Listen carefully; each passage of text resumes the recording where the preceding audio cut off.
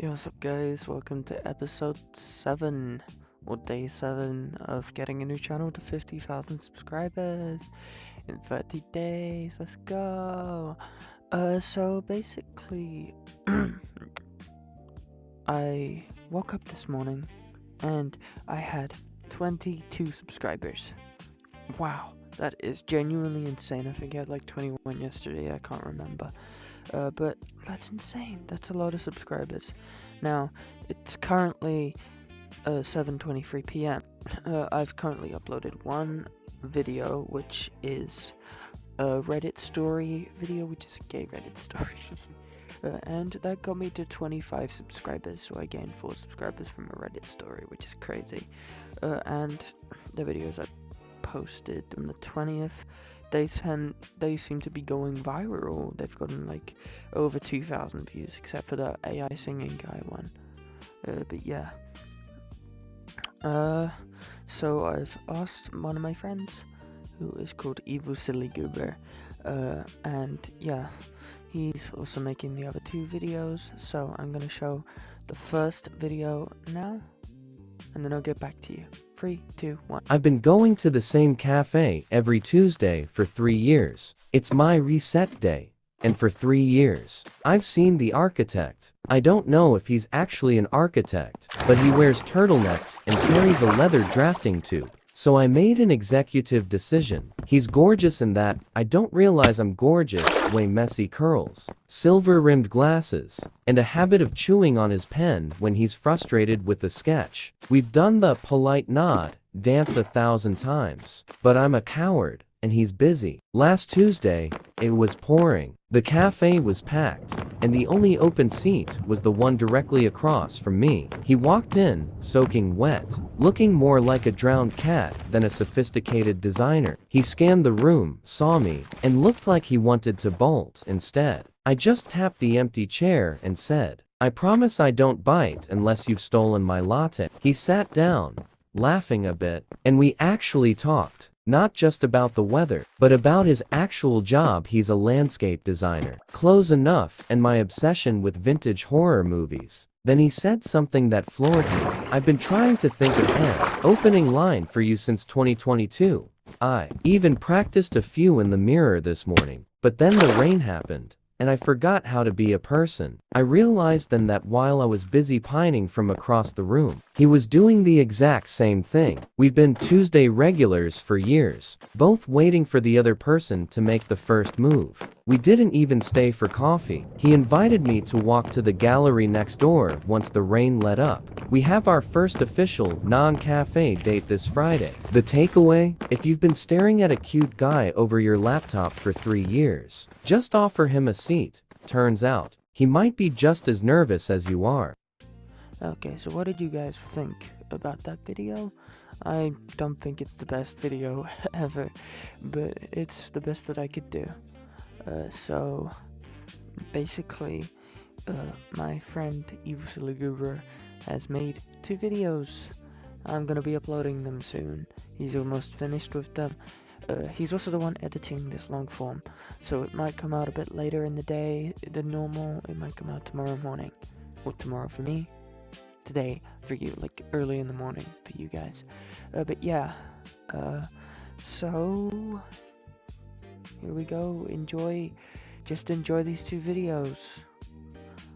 Peak cinema. The first time I saw him, I told myself it was coincidence. He was standing across the street from the gas station under a broken streetlight that flickered just enough to show his outline. About 6 feet tall, hoodie up, black gloves, black pants, black shoes.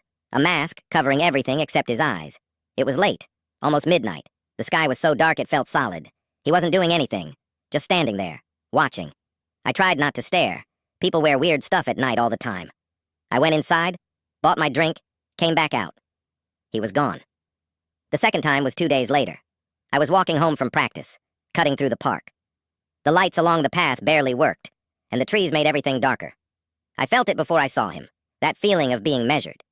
He was at the far end of the field this time. Same clothes, same stillness. Too far to make out his face clearly, but I could see his eyes, locked on me. I started walking toward him without really thinking about it. I do not know why. Maybe curiosity, maybe anger. Maybe I just needed to prove to myself that he was real. The second I picked up my pace, he stepped back into the darkness beyond the trees. I ran. By the time I reached the spot where he had been standing, there was nothing there. No footsteps, no sound, just empty grass moving in the wind. After that, it became routine. Every day.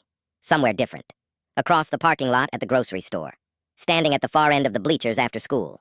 On the sidewalk across from my house at night. Always at a distance. Always watching.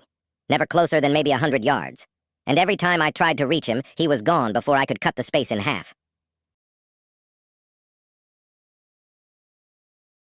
I stopped telling myself it was coincidence. I started changing my routes home, taking different streets, leaving at different times. It did not matter. He would still be there, leaning against a wall, standing under a tree, waiting at the edge of wherever I happened to be.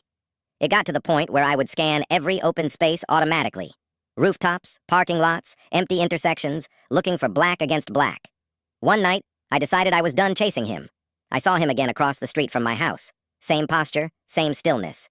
Instead of running toward him, I turned and walked inside like I had not seen anything. I locked the door, turned off the lights, waited. 5 minutes passed. 10. The urge to check was unbearable. I went to my bedroom window and moved the curtain just enough to see the street. He was still there, but closer. Not across the street anymore.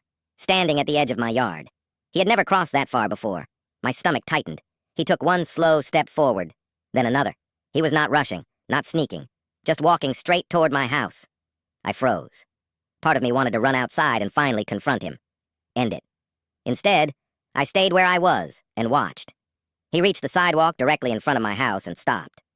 For a long moment, he did nothing. Then he slowly lifted his head and looked directly at my window. I know he saw me, even through the dark, even through the glass. He raised one gloved hand, not in a wave, not in a threat. He pointed, not at me, at the front door. My phone buzzed in my pocket so hard I almost dropped it. I looked down. No caller ID, no number, just one notification. Front door unlocked. I did not remember unlocking it. I know I did not. When I looked back up at the street, he was gone. The yard was empty. The sidewalk was empty. But downstairs, I heard it. The faintest sound. The slow, steady creak of my front door opening.